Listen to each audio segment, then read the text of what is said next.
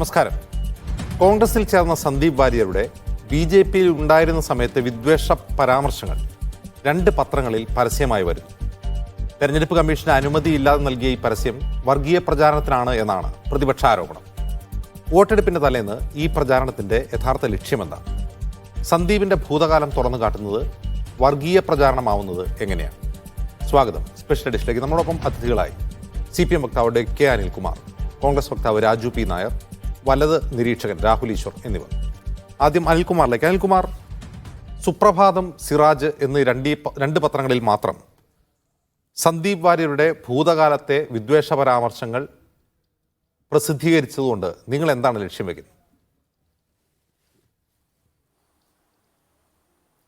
അല്ല, അതെല്ലാം കഴിഞ്ഞ് കുറേ കാര്യങ്ങൾ മുന്നോട്ട് പോയിരിക്കുന്നു.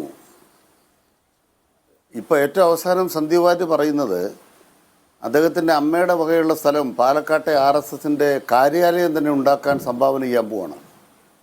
അദ്ദേഹത്തിന് RSSകാർ വീട്ടിലേക്ക് വരാൻ വേണ്ടി വിളക്ക് വെച്ച് കാത്തിരിക്കുകയാണ്. 1 കൊല്ലക്കാലം കാത്തിരിക്കും. നാഥ നീ വരും കാലത്ത് കേൾക്കുവാൻ കാതോർത്ത് ഞാനിരുന്നു. സന്ദീപ് വാര്യർ കാത്തിരിക്കുകയാണ് ശാഖയിൽ RSS വരാൻ, ഇതിന് കാര്യാലയം ഉണ്ടാക്കി കൊടുക്കാൻ. അപ്പോൾ ഉദ്ഘാടനത്തിൽ തങ്ങളെ വിളിക്കുമോ? പാണക്കാട് തങ്ങളെ പോയി വിളിക്കുമോ? അല്ലെ സുധാകരനെ വിളിക്കുമോ? തുറന്നു കാട്ടപ്പെട്ടു. കേരളത്തിലെ കോൺഗ്രസ് തുറന്നു കാട്ടപ്പെട്ടു. ഇവിടെ സന്ദീപ് വാര്യർ കോൺഗ്രസ് ചേർന്നപ്പോൾ ഒരു രാഷ്ട്രീയ നേതാവ് BJP വിട്ടിട്ട് കോൺഗ്രസ് ചേരുന്നു എന്നുകൊണ്ട് കുഴപ്പമില്ല. പക്ഷെ അദ്ദേഹത്തെ താരപ്രചാരകനാക്കിയിട്ട് ഇവർ പറയുന്നത് BJPക്കെതിരായിട്ട് സർജിക്കൽ സ്ട്രൈക്ക് നടത്തിയെന്നല്ല, CPMനെതിരായിട്ട് സർജിക്കൽ സ്ട്രൈക്ക് നടത്തിയെന്നാണ്. ചില മാധ്യമപ്രവർത്തകരൊക്കെ, അത് മീഡിയ 1 അല്ല കേട്ടോ, തുള്ളിച്ചാടുന്ന കണ്ടു. എത്ര രഹസ്യാത്മകമായിട്ടായിരുന്നു ബന്ധം. ഒരു അധ്യാപക സംഘടനാ നേതാവ്, ആ അധ്യാപക സംഘടനയിലായിരുന്നു സന്ദീപ് വാര്യരുടെ അമ്മ ഒറ്റപ്പാലത്തുള്ളത്. അപ്പോൾ കോൺഗ്രസിൻ്റെ അധ്യാപക സംഘടനയിലായിരുന്നു സന്ദീപ് വാര്യരുടെ അമ്മ. അവരുടെ വിൽപ്പത്രത്തിൽ എഴുതിയിട്ടില്ല, പക്ഷേ അവർ പറഞ്ഞു എന്നാണ് പറയുന്നത് കാര്യാലയത്തിന് സ്ഥലം കൊടുക്കാൻ. എന്നാൽ ഈ വിദ്വേഷത്തിൻ്റെ വെറുപ്പിൻ്റെ ഫാക്ടറി ഉണ്ടാക്കുന്ന ഒരു കാര്യാലയത്തിന് എൻ്റെ അമ്മയുടെ സ്ഥലം ഞാൻ കൊടുക്കത്തില്ല എന്ന് പറയാനുള്ള തൻ്റെ ഇടം വേണ്ടേ? അപ്പം ഇപ്പോഴും കാക്കി ട്രൗസർ ഊരിയിട്ടില്ല. നാളെ രാവിലെ ഒരു പുതിയ പരസ്യം കൊടുത്തേക്കൂ. അദ്ദേഹം RSSൻ്റെ കുപ്പായം ഊരിയെന്ന് കാണിക്കുന്നൊരു പരസ്യം കാണിക്കൂ. മാത്രമല്ല, ജമാഅത്തെ ഇസ്ലാമിക്കെതിരെ അദ്ദേഹം പറഞ്ഞിട്ടുണ്ട്. ബഹുമാനപ്പെട്ട സന്ദീപ് വാര്യർ ജമാഅത്തെ ഇസ്ലാമിക്കെതിരെയും SDPക്കെതിരെയും ധാരാളം കാര്യങ്ങൾ അദ്ദേഹം പറഞ്ഞിട്ടുണ്ട്. അത് തള്ളിപ്പറഞ്ഞിട്ടില്ല. RSSനെയും തള്ളിപ്പറഞ്ഞിട്ടില്ല, SDPയെയും തള്ളിപ്പറഞ്ഞിട്ടില്ല, ജമാഅത്തെ ഇസ്ലാമിയും തള്ളിപ്പറഞ്ഞിട്ടില്ല. വിദ്വേഷത്തിൻ്റെ കടയിൽ നിന്നും സ്നേഹത്തിൻ്റെ കടയിലെത്തിയെന്ന് പറയുമ്പം കടയിലെ മാനേജരായിട്ട് SDP ഇരിക്കുകയാണ് UDFൻ്റെ കൂട്ടുകെട്ടിൽ, ലീഗിൻ്റെ ഒരു നിമിഷം തുറന്ന് കാണിക്കുന്നതിന് വേണ്ടി. ശ്രീ അനിൽകുമാർ, ഒരു നിമിഷം, ഞാൻ തടസ്സപ്പെടുത്തുന്നതല്ല, അങ്ങ് പറഞ്ഞോളൂ. ഈ RSSനെ തള്ളി പറഞ്ഞിട്ടില്ല എന്നുള്ളത്, അത് ഇദ്ദേഹം ഈ കോൺഗ്രസിലേക്ക് വന്ന ഉടൻ തന്നെ ഞാൻ പാലക്കാട്ടുണ്ടായിരുന്നു. ഞാൻ അദ്ദേഹത്തിൻ്റെ ബൈറ്റ് എടുത്തപ്പോൾ ഞാൻ ആദ്യം ചോദിച്ച ചോദ്യം അദ്ദേഹത്തോട് ഇതാണ്: നിങ്ങൾ RSS വിട്ടാണോ കോൺഗ്രസിൽ ചേരുന്നതെന്നാണ്. അപ്പോൾ അദ്ദേഹം പറഞ്ഞത് RSSും BJPയുടെയും എല്ലാ പ്രത്യയശാസ്ത്രങ്ങളെയും വേരോടെ പിഴുതെറിഞ്ഞാണ് ഞാൻ കോൺഗ്രസിൽ ചേരുന്നത് എന്ന് അദ്ദേഹം എന്നോട് പറഞ്ഞതാണ്. അവിടെയാണ് നിങ്ങൾക്ക് RSSനെ കുറിച്ചൊരു തെറ്റിദ്ധാരണ പാടില്ലാത്തത്. ഒന്ന്, RSSന് ഭരണഘടനയില്ല, RSSന് മെമ്പർഷിപ്പില്ല. നിങ്ങൾ RSSന് എങ്ങനെ രാജിവെക്കുന്നത്? RSSൻ്റെ രാജിവെക്കണേ RSSൻ്റെ ഗണവേഷം അഴിക്കണം. RSSൻ്റെ ഗണവേഷമുള്ള സാധനമാണ് ഇന്ന് പത്രത്തിൽ പരസ്യമായിട്ട് വന്നത്. ആ ഗണവേഷം അഴിച്ചേക്കണം. അദ്ദേഹം പരസ്യമായിട്ട് അഴിക്കട്ടെ. അല്ല, അദ്ദേഹം ഗണവേഷം പ്രത്യക്ഷപ്പെട്ടിട്ടുണ്ടോ? അഡ്വക്കേറ്റ് അനിൽകുമാർ, അദ്ദേഹം ഗണവേഷത്തിലൊന്നും അല്ലല്ലോ ഈ പ്രചാരണത്തിൽ ഇറങ്ങുന്നത്. അല്ല, അത് കത്തിച്ചോട്ടെ. നിങ്ങൾക്ക് രാജിവെക്കാൻ, നിങ്ങളൊരു ഭരണഘടനയോ അംഗത്വ രജിസ്റ്ററോ ഇല്ല എന്നുള്ള അങ്ങയുടെ വാദം ശരിയാണ്. കാരണം ഒരാൾ RSSൽ ചേർന്നോ രാജിവെച്ചോ എന്നറിയാൻ നമുക്ക് നിവൃത്തിയില്ല. ഇപ്പോൾ OK വാസു RSSും BJPയും വിട്ട് നിങ്ങളുടെ CPMൽ ചേർന്നു. അദ്ദേഹം RSSൽ നിന്ന് രാജിവെച്ചിരുന്നു. അപ്പോൾ പിന്നെ നമുക്കുള്ള വഴി എന്താണ്? അത് കത്തിച്ചേക്കണം. അല്ല, അദ്ദേഹം ഈ കാക്കി ട്രൗസർ കത്തിച്ചിട്ടാണോ CPMൽ ചേർന്നത്? OK വാസു കാക്കി ട്രൗസർ കത്തിച്ചിട്ടാണോ CPMൽ ചേർന്നത്? കാക്കി ട്രൗസർ കത്തിക്കുന്നതിനപ്പുറമുള്ള പണി ചെയ്തു. എന്താ ചെയ്തെന്നറിയോ? സുധീഷ് പിന്നെ ഒരു പുസ്തകം എഴുതി. ആ പുസ്തകത്തിൽ എന്താ പറയണത്? RSS എങ്ങനെ പ്രവർത്തിക്കുന്നു, RSS എങ്ങനെ ന്യൂനപക്ഷ മതങ്ങൾക്കെതിരായിട്ട് വിദ്വേഷ പ്രചരണം നടത്തുന്നു, എങ്ങനെയാണ് ഇവിടെ ട്രെയിനിങ്, ആ ട്രെയിനിങ്ങിൻ്റെ പരിപാടി എങ്ങനെയാണ് എന്ന് പുസ്തകം എഴുതി കാണിച്ചു കൊടുത്തു. സന്ദീപ് വാര്യർ പുസ്തകം എഴുതിയിട്ട് RSSനെതിരെ, ഇത് പുസ്തകം എഴുതിയിട്ട് അദ്ദേഹത്തിന് കോൺഗ്രസിൽ ചേരാൻ പറ്റും, അതാണോ? RSSനെതിരെ ഒരു പുസ്തകം പ്രസിദ്ധീകരിച്ചതിന് ശേഷമേ അദ്ദേഹത്തിന് കോൺഗ്രസിൽ ചേരാൻ പറ്റും, അങ്ങനെയാണോ? അദ്ദേഹം ബാംഗ്ലൂർ പോയി RSS തലവന്മാരെ കണ്ടു. ബാംഗ്ലൂർ പോയി RSS തലവന്മാരെ കണ്ടിട്ട് ബാംഗ്ലൂരിൽ നിന്ന് കോയമ്പത്തൂർ വന്നു. RSSൻ്റെ അനുഗ്രഹാശസ്സുകളോടെയാണ് ഇപ്പോഴത്തെ നീക്കം എന്നാണ് ഞങ്ങളുടെ ധാരണ. ആ നീക്കത്തിൻ്റെ ഭാഗമായിട്ടാണ് ഇപ്പോൾ ഈ കളിയെല്ലാം കളിച്ചുകൊണ്ടിരിക്കുന്നത്. ഞാൻ ഒറ്റ കാര്യം ചോദിക്കുന്നുള്ളൂ, നിങ്ങൾ ഒരാൾ BJP നിന്ന് വിട്ടു, RSS നിന്ന് വിട്ടു എന്ന് നിങ്ങൾ സമ്മതിച്ചു, അയാളെങ്ങനെ താരപ്രചാരകനാകുന്നത്? പാലക്കാട്ടെ UDFൻ്റെ താരപ്രചാരകനായി എല്ലാ വേദികളിലും നിറഞ്ഞാടുന്ന ഒരാൾ കെ മുരളീധരനെ അദ്ദേഹം വാഴ്ത്തുന്നത് മോഹൻലാലിനോടൊപ്പമാണ്. മോഹൻലാൽ ഉടനെ കെ മുരളീധരൻ കൈപിടിക്കുന്നു. സ്വന്തം അമ്മയെ പറഞ്ഞ രാഹുൽ മാങ്കൂട്ടത്തിനോട് ഇപ്പോൾ പിണക്കമൊന്നുമില്ല.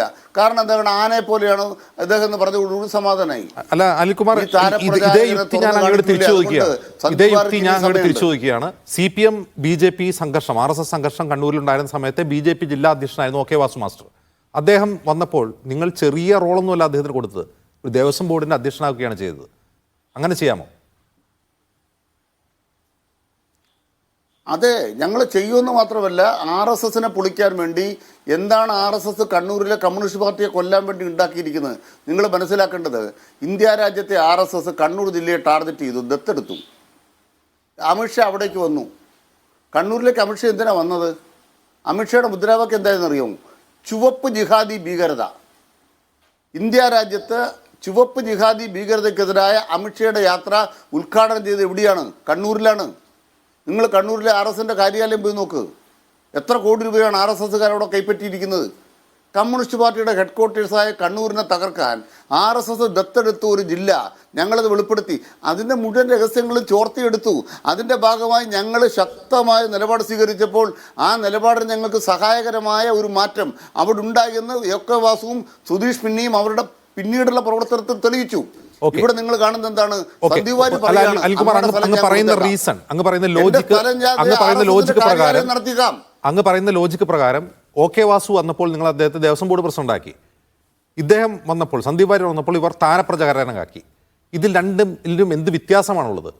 അതായത് ഇനി സന്ദീപ് വാര്യർ പുസ്തകം എഴുതി RSSനെ വിമർശിക്കണം, എന്നിട്ടേ നിങ്ങൾ ആ അദ്ദേഹത്തിന് RSSൽ നിന്ന് മാറ്റത്തെ അംഗീകരിക്കുമെന്നാണോ? അല്ല, ഞങ്ങൾ കൃത്യമായിട്ട് പറയുന്നു.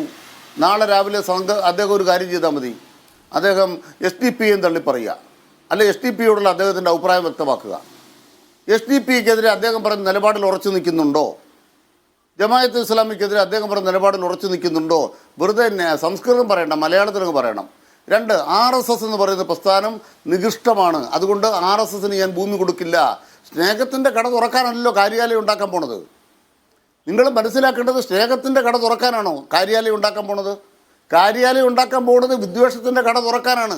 വിദ്വേഷത്തിൻ്റെ കടയിൽ നിന്ന് സ്നേഹത്തിൻ്റെ കടയിലെത്തി എന്ന് പറഞ്ഞിട്ട് വിദ്വേഷത്തിൻ്റെ കടയ്ക്ക് സ്ഥിരമായിട്ട് തറക്കല്ലിടുകയാണ് അദ്ദേഹം ചെയ്യുന്നതെന്ന് ഞങ്ങൾ ജനങ്ങളോട് പറയുന്നു. അതുകൊണ്ട് ഞങ്ങളുടെ വാദങ്ങൾ ജനങ്ങൾ സ്വീകരിച്ചിരിക്കുന്നു. നിങ്ങൾ ഇദ്ദേഹത്തിന്റെ ഭൂതകാല പോസ്റ്റുകൾ പ്രസിദ്ധീകരിക്കുന്നില്ല. നിങ്ങൾ ലക്ഷ്യം വെക്കുന്നത് എന്താണ്? അതായത് സന്ദീപ് വാര്യരെ സ്വീകരിച്ച UDFന് വോട്ട് ചെയ്യരുത് എന്ന് മതേതര വിശ്വാസികളോട് പറയുകയാണ്. ഞങ്ങൾ മതേതര വിശ്വാസികളോട് കൃത്യമായിട്ട് പറയുന്ന കാര്യം എന്താണ്? 1, കോൺഗ്രസ് പാർട്ടി പാലക്കാട് മണ്ഡലത്തിൽ വിജയിക്കില്ല. 10 പേരാണ് ആ പാർട്ടിയിൽ നിന്ന് രാജിവെച്ച് പോയിരിക്കുന്നത്. 2, പാലക്കാട്ടെ ജനങ്ങൾക്കൊട്ടും സ്വീകാര്യമില്ലാത്ത, വ്യക്തിപരമായി നോക്കിയാൽ സ്വഭാവപരമായി പാലക്കാട്ടുകാർക്ക് സ്വീകരിക്കാൻ പറ്റാത്ത ഒരു 100 കാര്യങ്ങൾ ചൂണ്ടിക്കാണിക്കാൻ കഴിയുന്ന ഒരു വ്യക്തിയാണ് ഇവിടെ സ്ഥാനാർത്ഥിയായിരിക്കുന്നത്. വെറുക്കപ്പെട്ട ഒരാളെ പാലക്കാട് കോൺഗ്രസ് സ്ഥാനാർത്ഥിയാക്കി. പാലക്കാട്ടുകാരൻ വിജയസാധ്യതയുള്ള ഒരാൾ, അവിടെ വിദ്യാഭ്യാസമുള്ള ഒരാൾ മത്സരിക്കുന്നുണ്ട്. അയാൾക്ക് നിങ്ങൾ വോട്ട് ചെയ്യാം. അയാൾ മതനിരപേക്ഷ രാഷ്ട്രീയം ഉയർത്തിപ്പിടിക്കും. ആ മതനിരപേക്ഷ രാഷ്ട്രീയം എന്റെ ചോദ്യം ആ പരസ്യത്തിന്റെ കാര്യമാണ്. അതായത് സുപ്രഭാതം, സിറാജ് എന്നീ പത്രങ്ങളിൽ വന്ന പരസ്യത്തിന്റെ കാര്യമാണ്. ആ പരസ്യത്തിന്റെ കാര്യത്തിന്റെയാണ് നിലപാട്. ആ പരസ്യത്തിലൂടെ നിങ്ങൾ പറയുന്നത് എന്താണ്? ആ പരസ്യത്തിലെ കാര്യങ്ങളും ആ പരസ്യത്തിലൂടെ ഞങ്ങൾ ചൂണ്ടിക്കാണിക്കുന്ന പ്രധാനപ്പെട്ട കാര്യം, കോൺഗ്രസ് സന്ധി ചെയ്യുന്നു. ആരോട് സന്ധി ചെയ്യുന്നു? കോൺഗ്രസ് SDPയുടെ പിന്തുണ സ്വീകരിക്കുന്നു, ജമാഅത്തെ ഇസ്ലാമി പിന്തുണ സ്വീകരിക്കുന്നു, മറുഭാഗത്ത് സന്ദീപ് വാര്യരെ കൊണ്ടിരുന്നു. ഈ സഖ്യത്തിന്റെ ഉദ്ദേശം എന്താണ്? ഈ മഴവിൽ സഖ്യം കമ്മ്യൂണിസ്റ്റ് പാർട്ടി ഇല്ലാതെയാക്കാനാണ്. അല്ല, എന്റെ ചോദ്യം മനസ്സിലാക്കേണ്ടത്. അങ്ങനെയാണെങ്കിൽ നിങ്ങൾ അതിൽ ചൂണ്ടിക്കാട്ടിയിട്ടുള്ളത്, ഒരു നിമിഷം, അതിൽ നിങ്ങൾ ചൂണ്ടിക്കാട്ടുന്ന സന്ദീപ് വാര്യരുടെ മുൻകാല പോസ്റ്റുകളാണ്, അത് അദ്ദേഹം തന്നെ തള്ളി പറയുന്നതാണ്. അത് പ്രസിദ്ധീകരിക്കുന്നതിലൂടെ നിങ്ങൾ എന്താണ് ഉദ്ദേശിക്കുന്നതാണ് എന്റെ ചോദ്യം. കൃത്യമായിട്ട് കോൺഗ്രസിനെ തന്നെ തുറന്നു കാണിക്കുന്നത്. ഒന്ന്, RSSന്റെ ഗണവേഷം പരസ്യമായി അഴിക്കാൻ തയ്യാറാകുകയാണെങ്കിൽ RSSുമായിട്ടുള്ള അദ്ദേഹത്തിൻ്റെ വിയോജനം പരസ്യമായി പ്രസംഗിക്കണം. ഞാൻ പ്രസംഗം കേട്ടില്ല. അദ്ദേഹത്തിൻ്റെ മൈക്ക് വെച്ച പ്രസംഗത്തിൽ ഗാന്ധിയെ കൊന്നു, ചെറുതായി കൊന്ന ഒരു പഴയ കഥയുണ്ടല്ലോ, അതിന് പകരം അദ്ദേഹം പറഞ്ഞ് ഞാൻ കേട്ടില്ല. ഇനി കേട്ടിട്ടുണ്ട്, നിങ്ങൾക്ക് കേൾപ്പിക്കാം. ഞങ്ങളുടെ പോയിന്റ് ഇത്രേ ഉള്ളൂ.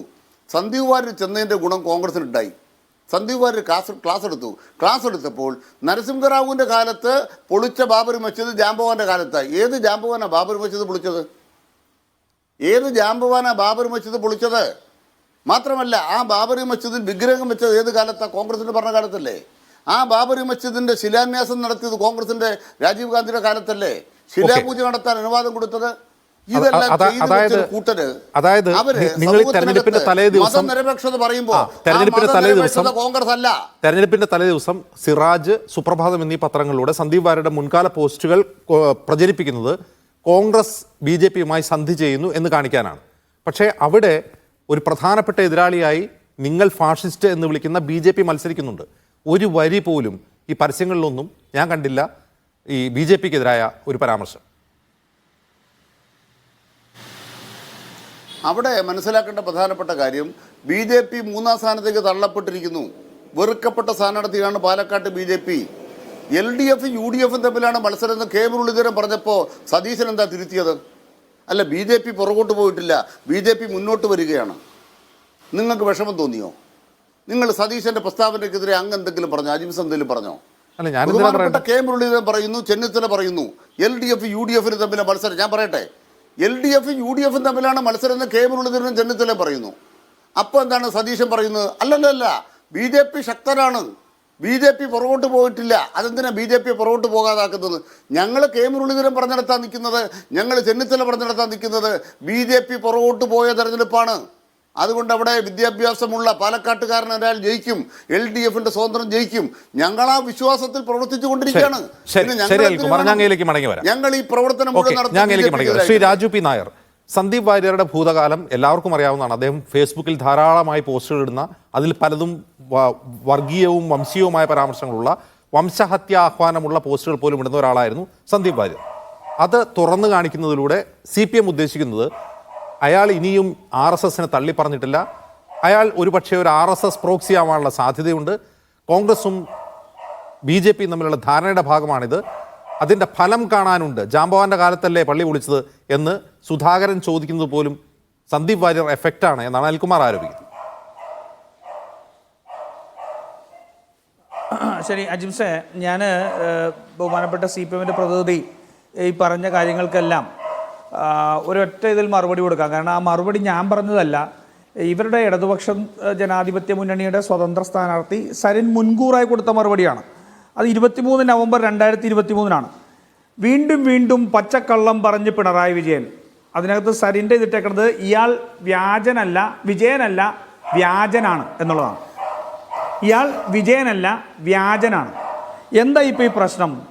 പാലക്കാട് തെരഞ്ഞെടുപ്പിൽ CPMന്റെ താല്പര്യം മുഴുവൻ BJPയെ വിജയിപ്പിക്കുക എന്നുള്ളതാണ്. കാരണം പാലക്കാട് ഷാഫി പറമ്പിൽ മാറി MP ആയി മാറിയതോടുകൂടി മലപ്പുറത്ത് അല്ലെങ്കിൽ മലബാർ മേഖലയിൽ ഷാഫി പറമ്പിനെ ഇപ്പോൾ ഒരു നേതാവ് വളരെ വലിയ ഒരു നേതാവായിട്ട് മാറുന്ന ഒരു സാഹചര്യം. അങ്ങനെ അദ്ദേഹം രാജിവെക്കുന്ന പാലക്കാട് സീറ്റിൽ കോൺഗ്രസിനെ പരാജയപ്പെടുത്തിയാൽ അടുത്ത തിരഞ്ഞെടുപ്പിന് മുമ്പായിട്ട് BJPയെ കോൺഗ്രസ് ഒരു സീറ്റ് നൽകി നിയമസഭയിൽ എത്തിച്ചു എന്ന് പറയാനുള്ള ഒരു തയ്യാറെടുപ്പും ഒരു തിരക്കഥയും എഴുതി വെച്ചിരിക്കുകയായിരുന്നു. അങ്ങനെ തിരക്കഥ എഴുതി വെച്ചുകൊണ്ട് ഇവർ ഏറ്റവും അപ്രസക്തയായ ഒരാളെ അവിടെ സ്ഥാനാർത്ഥിയാക്കാൻ തീരുമാനിച്ചു എന്നാണ് മാധ്യമങ്ങളോട് നമ്മൾ അറിഞ്ഞത്. പക്ഷെ അങ്ങനെ ഒരു ഇതുണ്ടായില്ല. അവിടെ എന്ത് പറ്റി? അവിടെ രാഹുൽ മാങ്കൂട്ടത്തിൽ സ്ഥാനാർത്ഥിയായിട്ട് വരുന്നു. അങ്ങനെ സ്ഥാനാർത്ഥിയായിട്ട് വരുമ്പോൾ അവിടെ P സരിൻ ഈ സ്ഥാനാർത്ഥിത്വം ലഭിക്കാത്തതിൻ്റെ പേരിൽ പാർട്ടി വിടാൻ തീരുമാനിക്കുന്നു. അങ്ങനെ പാർട്ടി വിടാൻ തീരുമാനിക്കുന്ന P സരിൻ ആദ്യം പോയിട്ട് BJPയെ സമീപിക്കുന്നു. എന്തിനാ? പാലക്കാട് എനിക്കൊരു സീറ്റ് തരണമെന്ന് പറഞ്ഞ് P സരിൻ BJPയെ സമീപിക്കുന്നു. BJPയുടെ 3 നേതാക്കന്മാർ തങ്ങളെ സരിൻ സമീപിച്ചു എന്ന് വ്യക്തമാക്കിയിട്ടുണ്ട്. ചർച്ചകളിലൂടെയും അല്ലാതെയും P സരിൻ ഇന്നേ വരെ അതിനെ തള്ളി പറഞ്ഞിട്ടുമില്ല, ഞാൻ പോയിട്ടില്ല എന്ന് പറഞ്ഞിട്ടുമില്ല. അങ്ങനെ BJP സീറ്റ് കൊടുക്കാതെ വന്ന സരിനെ CPM എന്ത് ചെയ്യുന്നു? CPM സ്ഥാനാർത്ഥിയാക്കുന്നു. എങ്ങനെ? CPMന് വലിയ അപ്രമാദിത്വം ഉണ്ടായിരുന്ന ഒരു പാലക്കാട് ജില്ലയിൽ CPMന്റെ ഒരു നേതാവിനെ മത്സരിപ്പിച്ചാൽ ആ പാർട്ടി വോട്ടുകൾ മുഴുവൻ CPM-ലേക്ക് എത്തുമെന്നുള്ളതും അതുകൊണ്ട് BJP-ക്ക് നേട്ടമുണ്ടാവുന്നില്ല എന്നുള്ളതും കോൺഗ്രസ് വിജയിക്കുന്ന ചരിത്രം ആവർത്തിക്കപ്പെടുമെന്ന് കൃത്യമായിട്ട് മനസ്സിലാക്കുന്ന CPM സരിൻ എന്ന് പറയുന്ന കോൺഗ്രസ്സുകാരനായിരുന്ന ആളെ രാത്രിക്ക് രാത്രി കയറി വന്നപ്പോൾ ഒരു സ്വതന്ത്ര ചിഹ്നം കൊടുത്തുകൊണ്ട് അവിടെ മത്സരിപ്പിക്കുകയാണ്. എന്തിനാ? കോൺഗ്രസിന്റെ വോട്ട് സരിനിലേക്ക് പോകാൻ സാധിക്കുമോ? CPM-ൽ നിന്ന് എതിർത്ത് നിൽക്കുന്ന വോട്ടുകൾ സരിനിലേക്ക് പോകാൻ സാധിക്കുമോ? അങ്ങനെ വന്നാൽ BJP-യുടെ ഫിക്സഡ് വോട്ട് പാലക്കാട് BJP-ക്ക് പിടിക്കാൻ കഴിഞ്ഞാൽ പാലക്കാട് BJP വിജയിക്കും. അങ്ങനെ വിജയിച്ചാൽ തങ്ങൾക്ക് രാഷ്ട്രീയ നേട്ടം ഉണ്ടാക്കാൻ സാധിക്കുമെന്ന് CPM കണക്ക് കൂട്ടുന്നു. ആ കണക്ക് കൂട്ടലിന് തിരിച്ചടിയായിരുന്നു ഈ തെരഞ്ഞെടുപ്പ് പ്രചരണം മുഴുവൻ. നിങ്ങളൊന്ന് ആലോചിച്ച് നോക്കൂ. ഇപ്പോ അജിംസ് അനിൽകുമാറിനോട് ചോദിച്ചു, ഇന്നത്തെ കൃത്യമായി പറയുന്ന ഒരു കാര്യം, BJP അവിടെ 3-ാം സ്ഥാനത്താണ്, 3-ാം സ്ഥാനത്തേക്ക് പിന്തള്ളപ്പെട്ട് കഴിഞ്ഞിരിക്കുന്നു എന്നവർ ആത്മവിശ്വാസത്തോടുകൂടി പറയുന്നു. അങ്ങനെയാണെങ്കിൽ നിങ്ങൾക്ക് നേരിട്ട് മത്സരിച്ചുകൂടി, അതല്ലേ നല്ലത്, കുറച്ചുകൂടി ആരോഗ്യകരം ഇരു പാർട്ടികളെ സംബന്ധിച്ചു. അജിംസെ, എനിക്ക് തെറ്റ് പറ്റിയോ? കാരണം ഈ ചേലക്കരയോടൊപ്പം പാലക്കാട് തെരഞ്ഞെടുപ്പ് നടന്നില്ല എന്നാണ് ഞാൻ വിശ്വസിക്കുന്നത്. നാളെയല്ലേ പാലക്കാട് തെരഞ്ഞെടുപ്പ്? എനിക്ക് തെറ്റ് പറ്റിയിട്ടുണ്ടെങ്കിൽ എന്നെ ഒന്ന് തിരുത്തണം. അതല്ല, പ്രചാരണത്തിലെങ്കിലും അവർ 3-ാം സ്ഥാനത്തേക്ക് പോയി കഴിഞ്ഞിരിക്കുന്നു, അതാണ് അനിൽകുമാർ പറയുന്നത്. അല്ല, എന്ത് ചെണ്ടേടിയുടെ കണക്കിലാണോ അല്ലെങ്കിൽ പത്രത്തിൽ പരസ്യം കൊടുത്ത കണക്കിലാണോ 3-ാം സ്ഥാനത്ത് 2-ാം സ്ഥാനത്തേക്ക് CPM വന്നത്? അല്ല, LDF UDF തമ്മിലാണ് അവിടെ മത്സരം കോൺഗ്രസ് നേതാക്കളായ മുരളീധരനും ചെന്നിത്തലയും പറയുന്നത്. അല്ല അജിംസെ, ഞാൻ പഠിക്കാതെയാണോ ഈ ചർച്ചയ്ക്ക് വന്നതെന്ന് എനിക്കൊരു സംശയം. അതല്ല, LDF UDF തമ്മിലാണ് അവിടെ മത്സരം എന്ന് കോൺഗ്രസ് നേതാക്കളായ ചെന്നിത്തലയും മുരളീധരനും പറയുന്നു എന്നാണ് അനിൽകുമാർ ചൂണ്ടിക്കാട്ടുന്നത്. അല്ലല്ല, LDF-ഉം അവിടെ കൃത്യമായിട്ട് BJP-യും UDF-ഉം തമ്മിൽ തന്നെയാണ് മത്സരം, ഒരു സംശയവും വേണ്ട. പക്ഷെ എവിടെ രമേശ് ചെന്നിത്തലയും മുരളീധരനും പറഞ്ഞതിന്റെ വ്യംഗം CPM-ഉം BJP-യും ഒറ്റക്കെട്ടാണ്.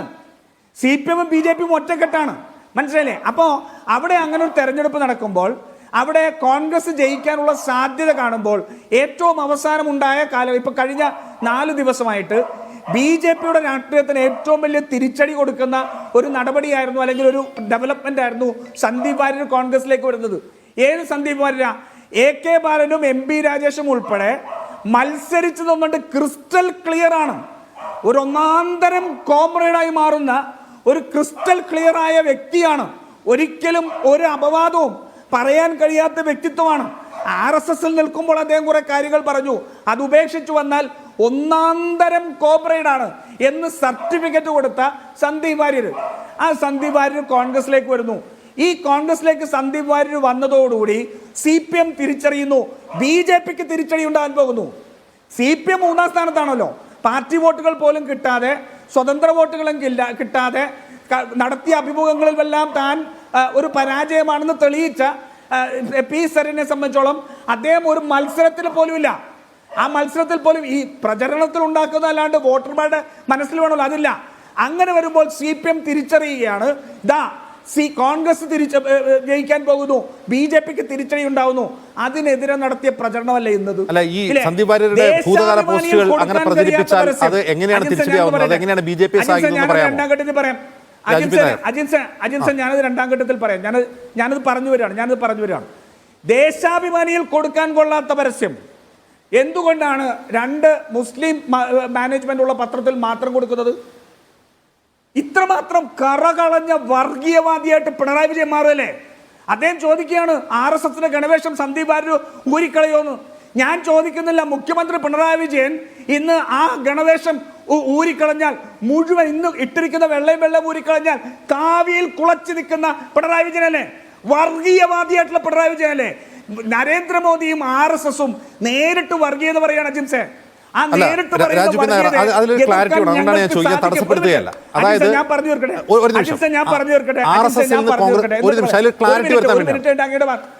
ഒരു മിനിറ്റ് കഴിഞ്ഞതിന് ശേഷം ഞാൻ അങ്ങയുടെ ചോദ്യങ്ങൾക്ക് മറുപടി പറയാം. ഒരു മിനിറ്റ്. പിണറായി വിജയൻ ഇന്ന് ഈ ഇട്ടിരിക്കുന്ന വസ്ത്രം ഉരിഞ്ഞാൽ കാവിയിൽ കുളിച്ചേക്കുന്ന പിണറായി വിജയനാണ്. കങ്കാണിയാണ് കേരളത്തിന്റെ, മതേതര കേരളത്തിന്റെ കങ്കാണി എന്ന് ചരിത്രം വിലയിരുത്തും പിണറായി വിജയനെ സംബന്ധിച്ചോളം. ഇവരെത്ര പേരെ വർഗീയവാദിയാക്കാൻ നോക്കി? കാസർഗോഡ് രാജ്ഭവൻ ഉണ്ണിത്താനെ വർഗീയവാദിയാക്കാൻ നോക്കിയില്ലേ? എന്താ സംഭവിച്ചത്? വടകരയിൽ ഷാഫി പറമ്പിലിനെ വർഗീയവാദിയാക്കാൻ നോക്കിയില്ലേ? എന്താ സംഭവിച്ചത്? എല്ലായിടത്തും പോയിട്ട് തിരഞ്ഞെടുപ്പുകളിൽ വർഗീയവാദിയാക്കാൻ കോൺഗ്രസ് ശ്രമിച്ചെടുത്തെല്ലാം തിരിച്ചടിയേ ഉണ്ടായിട്ടുള്ളൂ. ഇടതുപക്ഷ രാഷ്ട്രീയം ചവറ്റുകൊട്ടയിലെറിഞ്ഞ് BJP-യുടെ രാഷ്ട്രീയത്തിന്റെ സന്ദീപ് വാര്യരുടെ ഭൂതകാല പോസ്റ്റുകൾ ഇപ്പോൾ ഈ തെരഞ്ഞെടുപ്പിന്റെ തലേദിവസത്തെ രണ്ട് മുസ്ലിം മാനേജ്മെന്റ് പത്രത്തിൽ അങ്ങ് പറയുന്ന പോലെ രണ്ട് മുസ്ലിം മാനേജ്മെന്റ് പത്രത്തിൽ പ്രചരിപ്പിച്ചാൽ അത് വർഗീയതയാവുന്നത് എങ്ങനെയാണ്? മുൻകാലത്ത് ഇങ്ങനെ വർഗീയ നിലപാടുള്ള ആളാണ് കോൺഗ്രസിലേക്ക് വന്നത് എന്ന് അവർക്ക് തുറന്നു കാട്ടിക്കൂടെ? അതിൽ വർഗീയത എന്താണ്? അല്ല എന്തുകൊണ്ട് ദേശാഭിമാനിയിൽ പ്രസിദ്ധീകരിച്ചില്ല? ഞാൻ ചോദിക്കട്ടെ, അതിനകത്ത് പറഞ്ഞിരിക്കുന്ന 2 പരസ്യങ്ങൾ പച്ചക്കള്ളമല്ലേ? ഒന്ന്, മനോരമയിൽ നടന്ന ചർച്ചയെ സംബന്ധിച്ച് പറഞ്ഞു. കഴിഞ്ഞ ദിവസം ആ ചർച്ച ആങ്കർ ചെയ്ത അയ്യപ്പദാസ് തന്നെ പാലക്കാട് വെച്ച് പറഞ്ഞു അതല്ലായിരുന്നു സത്യം. M സ്വരാജാണ് ഗാന്ധിയെ കുറിച്ച് അപമാനിച്ച് പറഞ്ഞത്.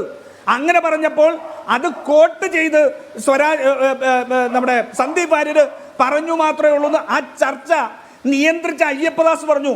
അത് വ്യാജമല്ലേ? രണ്ടാമത്തെ കാശ്മീരിലെ ഇതിനെ സംബന്ധിച്ച് അദ്ദേഹം പറഞ്ഞു ആ കാശ്മീരിലെ നടത്തിയൊരു പ്രസ്താവന അത് തെറ്റായിരുന്നു, വ്യാജമായി ഉണ്ടാക്കിയതാണെന്ന് ഫാക്ട് ചെക്ക് ടീം പറഞ്ഞല്ലോ. അനിൽകുമാർ എനിക്ക് മറുപടി പറയോ? കാശ്മീരിൽ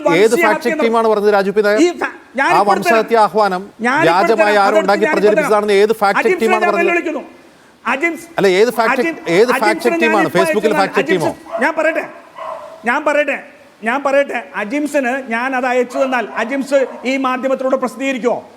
വെല്ലുവിളിക്കുക അജിംസിനെ. ഞാൻ അങ്ങനെ പ്രസിദ്ധീകരിക്കുന്നില്ല. ഏത് ഫാക്ട് ചെക്ക് ടീമാണ് അത് വ്യാജമാണെന്ന് കണ്ടെത്തിയെന്നാണ് എന്റെ ചോദ്യം. അജിംസ് എന്നെ അജിംസ് അത് ചോദ്യം ചെയ്യുകയാണെങ്കിൽ ഞാൻ അതിന്റെ വ്യക്തമായിട്ട് ഇപ്പൊ കുറച്ചു മുമ്പ് നടന്ന ഒരു ചർച്ചയിൽ പോലും സന്ദീപ് വാര്യർ ലൈവ് എന്ന് പറഞ്ഞു. ഞാൻ ചോദിക്കട്ടെ, സന്ദീപ് വാര്യർ ചോദിച്ച ചോദ്യം ഞാൻ അനിൽകുമാറിനോട് ആവർത്തിക്കുന്നു. അങ്ങനെ കാശ്മീരിൽ ഒരു വംശഹത്യ നടത്തുമ്പോൾ സന്ദീപ് വാര്യർ ഫേസ്ബുക്കിലൂടെ പറഞ്ഞിട്ടുണ്ടെങ്കിൽ പിണറായി വിജയന്റെ പോലീസ് കേസെടുത്തത് ഏത് FIR നമ്പർ എന്ന് അനിൽകുമാർ പറയോ? വംശഹത്യക്ക് ആവശ്യപ്പെട്ട ഒരു BJP നേതാവിന് FIR ഇടാതെ സഹായിച്ച ആളാണ് പിണറായി വിജയൻ. അനിൽകുമാർ സമ്മതിക്കോ? അപ്പൊ പറഞ്ഞ കാര്യങ്ങളിൽ തനിക്ക് തെറ്റുപറ്റിയിട്ടുണ്ടെന്നും താൻ ആ പ്രത്യയശാസ്ത്രം അജിംസനെ പറഞ്ഞല്ലോ, ആ പ്രത്യയശാസ്ത്രം ഉപേക്ഷിക്കുകയാണെന്നും താൻ കോൺഗ്രസിലേക്ക് കടന്നു വരികയാണെന്ന് പറഞ്ഞപ്പോൾ ആ സന്ദീപ് വാര്യരെ BJP-യേക്കാൾ രൂക്ഷമായിട്ട് എന്തുകൊണ്ട് CPM വിമർശിക്കുന്നു? അതിന്റെ കാരണം ഒറ്റയുള്ള പാലക്കാടിന് CPM-ന് മോഹഭംഗം സംഭവിച്ചിരിക്കുന്നു. ആ മോഹഭംഗം പാലക്കാട് CPM-ന് ജയിക്കാമെന്നല്ല, മറിച്ച് പാലക്കാട് BJP ജയിക്കണം എന്ന് ആഗ്രഹിച്ചിരുന്ന പിണറായി വിജയന് എന്നുള്ള രാഷ്ട്രീയ തിരിച്ചടി അതാണ് ഏറ്റവും പ്രധാനം. ശ്രീ രാഹുൽ ഈശ്വർ, RSS-കാരനായിരുന്ന ഒരാൾ ആ പ്രത്യയശാസ്ത്രത്തെ തള്ളിപ്പറഞ്ഞ് ഏതെങ്കിലും ഒരു മതേതര പാർട്ടിയിൽ ചേരുന്നു, അത് CPM-ലോ കോൺഗ്രസിലോ ചേരുന്നു. സന്ദീപ് വാര്യരുടെ കാര്യത്തിൽ അദ്ദേഹം RSS-നെ തള്ളിപ്പറഞ്ഞിട്ടില്ല എന്നുള്ളതാണ് ഏറ്റവും പ്രധാനപ്പെട്ട കാര്യം. ആ പത്രത്തിൽ വന്ന പരസ്യം അദ്ദേഹം മുൻകാലത്ത് നടത്തിയിട്ടുള്ള പ്രസ്താവനകളാണ് പരസ്യമായി കൊടുക്കുന്നത്. അതിന് CPM പറയുന്ന ന്യായം അത് ഞങ്ങൾ കൊടുക്കുന്നത് ഇദ്ദേഹം ഇപ്പോഴും RSS-കാരനാണ്, അദ്ദേഹത്തിൻ്റെ അമ്മ മരിക്കുന്നതിന് മുമ്പ് വാക്ക് കൊടുത്തതാണ് RSS കാര്യാലയത്തിന് ഭൂമി വിട്ടുകൊടുക്കണമെന്ന്. അതിനുവേണ്ടി ഞാൻ 1 വർഷം കാത്തിരിക്കും, ഇല്ലെങ്കിൽ ഞാൻ അത് നല്ല കാര്യങ്ങൾക്ക് കൊടുക്കുമെന്ന് സന്ദീപ് വാര്യർ പറഞ്ഞു. അപ്പോൾ അതൊക്കെ സന്ദീപ് വാര്യരുടെ ഇപ്പോഴുമുള്ള RSS ബന്ധത്തിന് തെളിവായാണ് CPM ചൂണ്ടിക്കാട്ടുന്നത്. ഇത് ഒരർത്ഥത്തിൽ പരോക്ഷമായി BJP-യെ ഈ തെരഞ്ഞെടുപ്പ് കാലത്ത് സഹായിക്കാൻ വേണ്ടി ചെയ്യുന്നതാണെന്ന് കോൺഗ്രസും ആരോപിക്കുന്നു. എന്താണ് നിങ്ങളുടെ ടേക്ക്? അജിംസ്, അതായത് ഈ ചർച്ചയിൽ ഇരിക്കുന്ന എല്ലാവരും ഇപ്പൊ സന്ദീപ് വാര്യർ അടക്കം മതേതരനാണ്. ഞാൻ മതേതരനല്ല, ഞാനൊരു ജാതിവാദിയും മതവാദിയുമാണ്. പക്ഷെ എനിക്ക് ചർച്ച കേട്ടപ്പോൾ ഏറ്റവും രസകരമായി തോന്നി ജാതിവാദി എന്നൊക്കെ അഭിമാനത്തോടെ പറയല്ലേ രാഹുൽ ഈശ്വർ, പ്ലീസ്. ഇത് നമ്മൾ മുമ്പ് തർക്കിച്ചിട്ടുള്ള ഒരു കാര്യമാണ്. അത് ഭയങ്കര അശ്ലീലമാണ്. നിങ്ങൾ ജാതിവാദിയാണെന്ന് പരസ്യമായി പറയുന്നത് ശുദ്ധമായ അശ്ലീലമാണ്. ജനാധിപത്യവും ഭരണഘടനയുള്ള രാജ്യത്ത് ജാതി നിർമ്മാർജ്ജനം ഭരണഘടനാപരമായി തന്നെ നമ്മൾ നടപ്പാക്കുന്ന ഒരു രാജ്യത്തിരുന്ന് ഞാൻ ജാതിവാദിയാണ് എന്ന് പറയുന്നത് അശ്ലീലമാണ്. അത് തിരിച്ചു താങ്കൾ തുടരുക. അല്ല സാർ, ഞാൻ അങ്ങനെയാണ്, എനിക്ക് എന്റെ കാര്യം പറയാമല്ലോ. ഞാനൊരു ജാതിവാദിയും മതവാദിയുമാണ്, പിന്തിരിപ്പനാണ്. നിങ്ങളെല്ലാം പുരോഗമനവാദികളും വലിയ മതേതരവാദികളുമാണ്. ദയവായി കേൾക്കുക.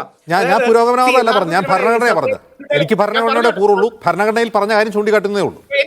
എനിക്ക് അങ്ങനെയല്ല. ഭരണഘടനയോട് മാത്രമല്ല, സംസ്കാരത്തോടും ഈ നാടിനോടും ഒക്കെ കൂറുണ്ട്. പോട്ടെ, അപ്പൊ മറ്റൊരു വിഷയമാണ് അത്. പോട്ടെ, അങ്ങയുടെ ഒരു ലെഫ്റ്റ് സ്റ്റാൻഡാണ്, എന്റെ റൈറ്റ് സ്റ്റാൻഡാണ്. ദയവായി കേൾക്കുക. ബാക്കിയുള്ളവർക്ക് കൊടുത്ത 3-1 സമയം മതി.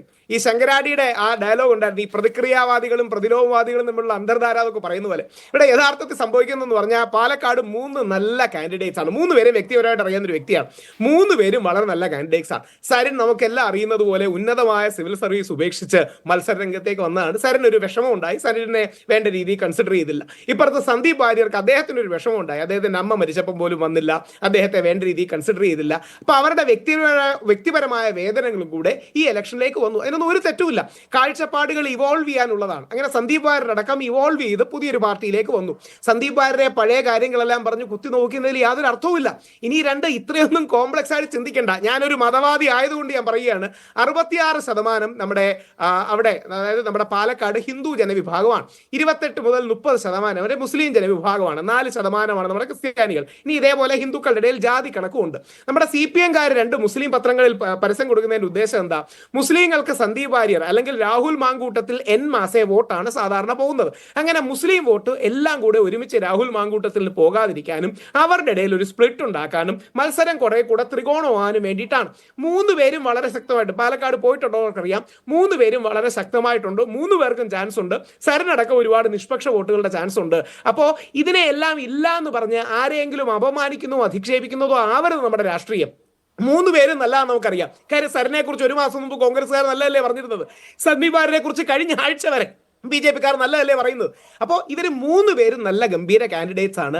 ആ 3 പേരുടെയും പോസിറ്റീവുകൾ ഹൈലൈറ്റ് ചെയ്യുന്നതിന് പകരം വെറും പൊളിറ്റിക്കൽ കാൽക്കുലേഷൻ വെച്ച് ഈ കാര്യങ്ങൾ ചെയ്യുകയാണ്. എന്തുകൊണ്ട് 2 മുസ്ലിം മാനേജ്മെന്റ് പത്രത്തിൽ പരസ്യം കൊടുത്തു? കാര്യം വളരെ സിമ്പിളാണ്. മുസ്ലിങ്ങളെല്ലാം ഈ 30% വലിയൊരു വിഭാഗവും ഷാഫി പറമ്പിലാണ് വോട്ട് ചെയ്തത്. പക്ഷേ തെക്കനായ നായരായ രാഹുൽ മാങ്കൂട്ടത്തിൽ വരുമ്പോൾ ആ രാഹുൽ മാങ്കൂട്ടത്തിൽ പരമാവധി മുസ്ലിം വോട്ടുകൾ കുറയ്ക്കണം. അങ്ങനെ ആവുമ്പോൾ കോൺഗ്രസിന്റെ ഭൂരിപക്ഷവും മറ്റും കുറയും, സരനുള്ള സാധ്യതകൾ കൂടും. ആ മതേതര വോട്ടുകൾ എന്ന് വിളിക്കപ്പെടുന്ന വലിയൊരു വിഭാഗം മുസ്ലിം വോട്ടുകൾ കുറച്ച് സരനും കൂടെ വന്നാൽ ശക്തമായ ത്രികോണ മത്സരം ഉണ്ടാകും. ഇതിനെ മറിച്ച് കടക്കാൻ ഈ പ്രതിലോമവാദവും പ്രതിക്രിയാവാദവും ഒന്നും പറയേണ്ട കാര്യമില്ല. ഇതാണ് അതിന്റെ പ്ലെയിൻ ഫാക്ട്. ഈ ഫാക്ടിനെ അംഗീകരിച്ചുകൊണ്ട് സോഷ്യൽ എഞ്ചിനീയറിംഗ് ആണ് ഇന്ത്യയിൽ രാഷ്ട്രീയം. അത് BJP ആണെങ്കിലും RSS ആണെങ്കിലും ഈ സോഷ്യൽ എഞ്ചിനീയറിംഗിന്റെ ഭാഗമായി വ്യത്യസ്ത കമ്മ്യൂണിറ്റിയുടെ വോട്ട് നേടാറുണ്ട്. ഞാനടക്കം കമ്മ്യൂണിറ്റി വോട്ട്സ് ആണ് ഉള്ളത്. അനിൽകുമാർ സാർ അങ്ങനെ ആയിരിക്കില്ല, അദ്ദേഹം സഖാവാണ്. രാജു P. നായർ സാറും അങ്ങനെ ആയിരിക്കില്ല, അവരൊക്കെ കുറെ കൂടെ മതേതര വോട്ടുകളാണ്. അജിംസ് അടക്കമുള്ളവർക്ക് ഈ സമുദായത്തിന് അതീതമായി വോട്ട് ചെയ്യുന്ന ശീലം കാണും. ഞാനടക്കമുള്ള സാധാരണക്കാരെ സമുദായം കൂടി വെച്ചിട്ടാണ് വോട്ട് ചെയ്യുന്നത്. ഇപ്പൊ മൂത്തോൺ സമുദായത്തിന് അവിടെ കൃഷ്ണകുമാർജിയോട് ഒരു വിഷമമുണ്ടെന്ന് പറയുകയുണ്ടായി. സന്ദീപ് വാര്യരുടെ അമ്മയടക്കം ആ സമുദായത്തിൽ നിന്ന് വരുന്ന. ഇങ്ങനെ വ്യത്യസ്ത സമുദായങ്ങളെ, റൈറ്റ് ലീനിങ് സ്വത്വാധിഷ്ഠിതമായ കാര്യങ്ങളെ ഒരുമിച്ച് നിർത്തി ഒരു സോഷ്യൽ എഞ്ചിനീയറിംഗ് ചെയ്താണ് ഇന്ത്യയിലെ എല്ലാ രാഷ്ട്രീയ പാർട്ടികളും നിൽക്കുന്നത്. ഇത് ആത്മാർത്ഥമായി സമ്മതിക്കുന്നതിന് പകരം വളഞ്ഞ വഴിയിൽ ഈ 100 കാര്യങ്ങളൊന്നും പറഞ്ഞ് ബുദ്ധിമുട്ടേണ്ട കാര്യമില്ല. ആ 30% വോട്ടുകളുടെ വലിയൊരു വിഭാഗം രാഹുൽ മാങ്കൂട്ടത്തിൽ നിന്ന് വന്നാൽ രാഹുൽ മാങ്കൂട്ടത്തിൽ വലിയ ഭൂരിപക്ഷത്തിൽ ജയിക്കും. അതിന്റെ ഒരു വിഭാഗം നേരെ സരനും കൂടെ പോവുകയാണെങ്കിൽ അങ്ങനെ. നേരെ മറിച്ച് സുരേന്ദ്രൻജി പറഞ്ഞു കേട്ടില്ലേ, പാവം തങ്ങളെന്ന് പറഞ്ഞാൽ കേരളം മുഴുവൻ ആദരിക്കുന്ന വ്യക്തിയാണ്, ബാക്കിയുള്ളവരെ എല്ലാം കണ്ടില്ലല്ലോ, തങ്ങളെ മാത്രമേ കാണുന്നുള്ളൂ. സുരേന്ദ്രൻജി ഉദ്ദേശിക്കുന്നത് എന്താ? ഒരു ഹിന്ദു ക്രിസ്ത്യൻ കൺസോൾട്ടേഷൻ ഉണ്ടാക്കാൻ നോക്കുകയാണ്. ജാതി എടുത്തു പറഞ്ഞ് നമ്മുടെ വിശ്വകർമ്മ സമാജം, നായർ സമൂഹം, ഈഴവ സമൂഹം, ലത്തീൻ കത്തോലിക്കരെ പിതാക്കളെ കണ്ടില്ലെന്ന് പറയുന്നതിലൂടെ സുരേന്ദ്രൻജി മുസ്ലിം വിരുദ്ധമായ ഒരു ഹിന്ദു ക്രിസ്ത്യൻ കൺസോൾട്ടേഷനാണ്. ഇത് ഈ സത്യസന്ധതയോടെ പറയുന്നതിന് പകരം ഇങ്ങനെ വളഞ്ഞു കെട്ടി ലോകത്തിലില്ലാത്ത തത്വങ്ങളൊക്കെ പറയേണ്ട കാര്യം എന്താണ്? കുറച്ചുകൂടെ ആത്മാർത്ഥമായി സംസാരിക്കാൻ നമ്മുടെ നാട്ടിലെ ആൾക്കാർ. രാഹുൽ ഈശ്വറി പറയുന്ന സോഷ്യൽ എഞ്ചിനീയറിംഗ് എന്ന വാക്കിന് ഒരു 10 കൊല്ലം മുമ്പ് വരെ, 10 കൊല്ലം എന്ന് ഞാൻ കൃത്യമായിട്ട് പറയാണ്, നമ്മൾ വർഗീയത എന്നാ പറഞ്ഞുകൊണ്ടിരുന്നത്. അല്ല, വർഗീയത അല്ല, സാമുദായികത എന്നാണ് അതിന്റെ അർത്ഥം. അജിംസിന് എവിടെയാണ് തെറ്റുന്നത്? ഇത് സാമുദായികതയാണ്, അതിൽ ഒരു തെറ്റുമില്ല. കേരളത്തിൽ മഹാത്മാഗാന്ധിയുടെ രാഷ്ട്രീയം ഇന്ന് ഉയർത്തിപ്പിടിക്കുന്ന ഏറ്റവും നല്ല പ്രസ്ഥാനം മുസ്ലിം ലീഗാണ്. കാര്യം ഒരു സാമുദായിക ലൈൻ അവരെടുക്കുന്നുണ്ട്. ഒരു കയ്യിൽ മുസ്ലിം താല്പര്യങ്ങൾ, മറു കയ്യിൽ എല്ലാവരുടെയും താല്പര്യം. ഇല്ലെങ്കിൽ വാര്യരായ സവർണ മുന്നോക്ക വിഭാഗത്തിലെ വാര്യരെ ഇത്ര സ്നേഹത്തോടെ വെൽക്കം ബ്രോ എന്ന് പറഞ്ഞ് മുനവർലി തങ്ങൾ പോസ്റ്റ് ഇടുവോ? കുഞ്ഞാലിക്കുട്ടി സാർ ഇൻസ്റ്റാഗ്രാമിലടക്കം സന്ദീപ് വാര്യരെ സ്വീകരിക്കുന്നതിന്റെ പോസ്റ്റ് ഒരു മതസൗഹാർദ്ദത്തിന്റെ ലൈൻ പോകണം എന്നുള്ളതുകൊണ്ടാണ്. ഇനി നിങ്ങൾക്ക് അതിനെ മതേതരത്വം എന്ന് വിളിക്കാൻ കഴിയും, എനിക്കറിയാം. എനിക്ക് എന്റെ സുഹൃത്തുകൂടെയാണ് സന്ദീപ് വാര്യർ. സന്ദീപ് വാര്യർ പാർട്ടി കോൺഗ്രസിൽ പോകുന്നതിന്റെ തലേ ദിവസം മുമ്പ് വരെ എന്നോട് സംസാരിച്ചിരുന്നു. ഇപ്പൊ സന്ദീപ് വാര്യർ പോലും മതേതരത്വം എന്നേ പറയുന്നുള്ളൂ. കാര്യം അങ്ങനെയാണ് പൊളിറ്റിക്കലി കറക്റ്റ്. പാലക്കാട് മതേതരത്വം എന്ന് പറഞ്ഞ് ക്രിസ്ത്യൻ മുസ്ലിം ഹിന്ദുവിന്റെ ഫോട്ടോ ഇടും. ഇനി മതേതരത്വം എന്ന് വിളിച്ചാൽ അങ്ങനെ, മതസൗഹാർദ്ദം എന്ന് വിളിച്ചാൽ അങ്ങനെ, ബഹുസ്വരത എന്ന് വിളിച്ചാൽ അങ്ങനെ, MA ബേബി സാറിന്റെ ഭാഷയിൽ വിശ്വമാനികത എന്ന് വിളിച്ചാൽ അങ്ങനെ. ഈ സോഷ്യൽ എഞ്ചിനീയറിംഗ് കൂടി വേണം സാർ ജയിക്കാൻ. ഇതിലൊരു തെറ്റുമില്ല.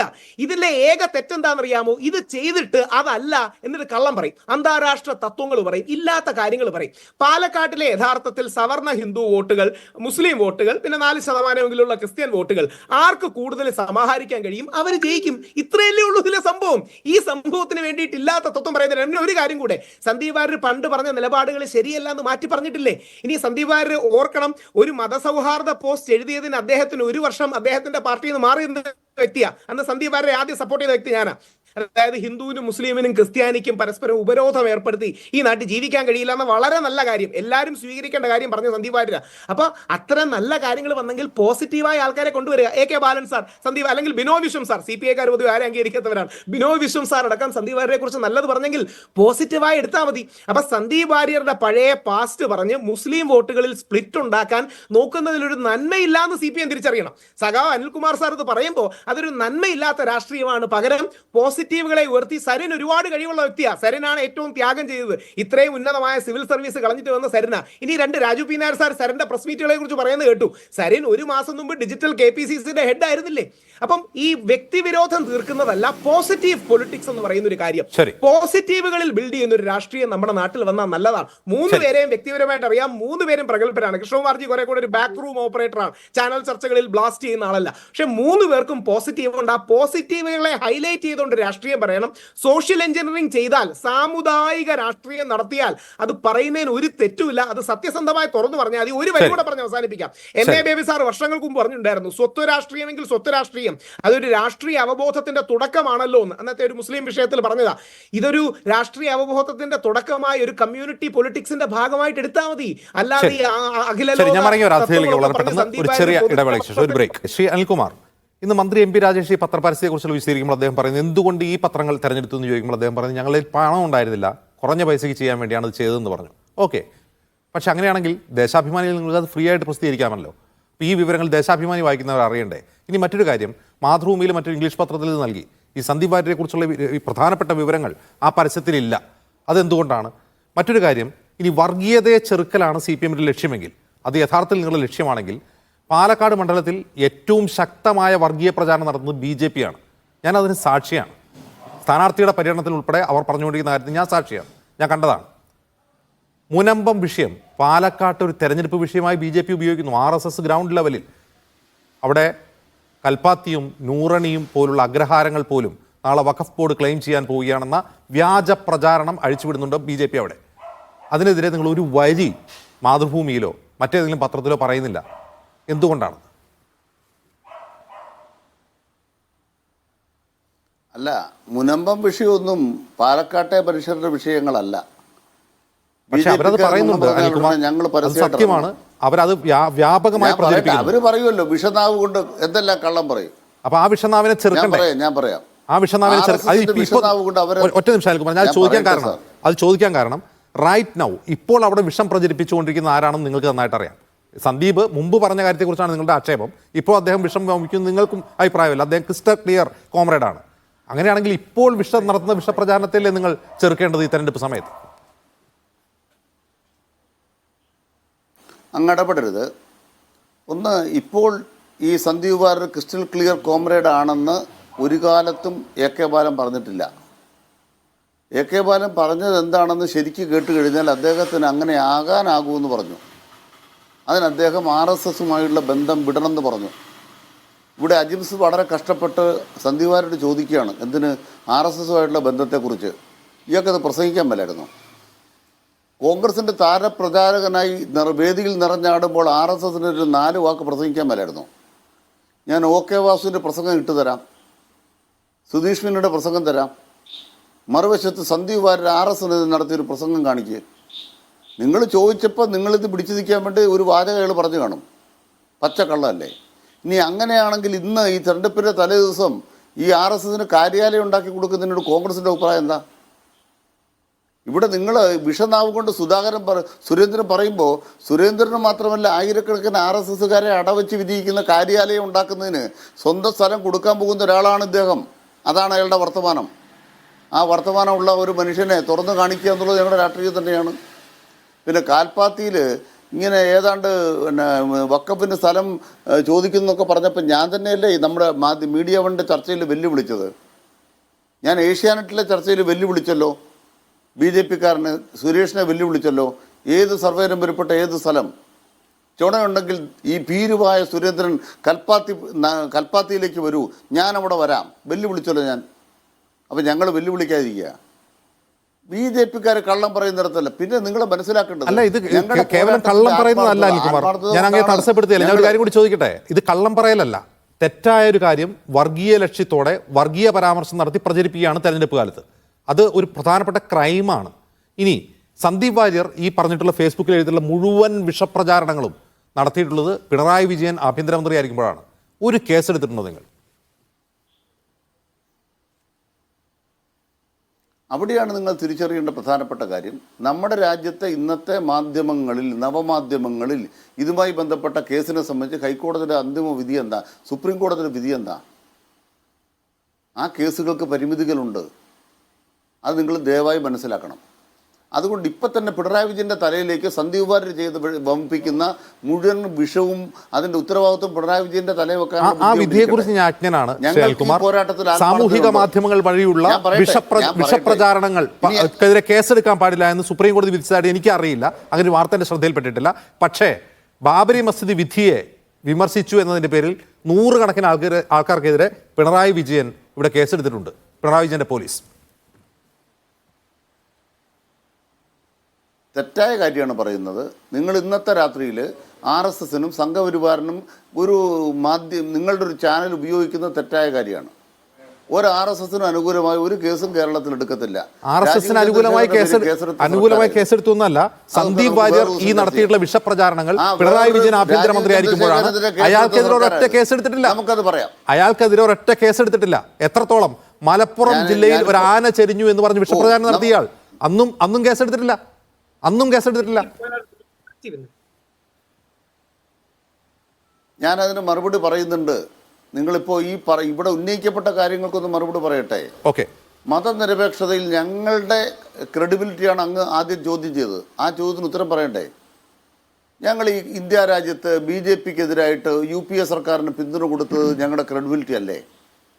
2004 ഒരു മന്ത്രിസ്ഥാനം പോലും ചോദിക്കാതെ, ഒരു സ്ഥാനമാനം വാങ്ങിക്കാതെ ഇന്ത്യ ചരിത്രത്തിൽ ഇടതുപക്ഷം അല്ലാതെ ഈ ബാബറി മസ്ജിദ് തകർത്ത കൂട്ടരെ അധികാരത്തിൽ നിന്ന് മാറ്റാൻ, ഗുജറാത്ത് വംശഹത്യ നടത്തിയ കൂട്ടരെ അധികാരത്തിൽ നിന്ന് മാറ്റാൻ പിന്തുണ കൊടുത്തിട്ടുണ്ട്. ആ ഗുജറാത്ത് വംശഹത്യ നടത്തിയ കാലഘട്ടത്തിൽ അതിനെതിരായി നടത്തിയ പോരാട്ടത്തിൻ്റെ ഭാഗമായിട്ടാണ് ഞങ്ങൾ ഈ പ്രവർത്തനം നടത്തിയത്. അതുകൊണ്ട് ഞങ്ങളുടെ ക്രെഡിബിലിറ്റി നിങ്ങളുടെ അടുത്ത് പ്രൂവ് ചെയ്യേണ്ട കാര്യമില്ല. അതാണ് ഒന്നാമത്തെ കാര്യം. രണ്ടാമത്തെ കാര്യം, ഈ ചർച്ചയിൽ കൃത്യമായിട്ട് ഞാൻ പറഞ്ഞു, രമേശ് ചെന്നിത്തലയുടെ വാദം BJP 3-ാം സ്ഥാനത്താണ്. K മുരളീധരൻ്റെ വാദം BJP 3-ാം സ്ഥാനത്താണ്. സതീശൻ്റെ വാദം BJP 3-ാം സ്ഥാനത്തേക്ക് താഴെ പോയിട്ടില്ല. കോൺഗ്രസിൻ്റെ പ്രതിനിധി ഉത്തരം പറഞ്ഞില്ല. എന്താ ഉത്തരം പറയാത്തത്?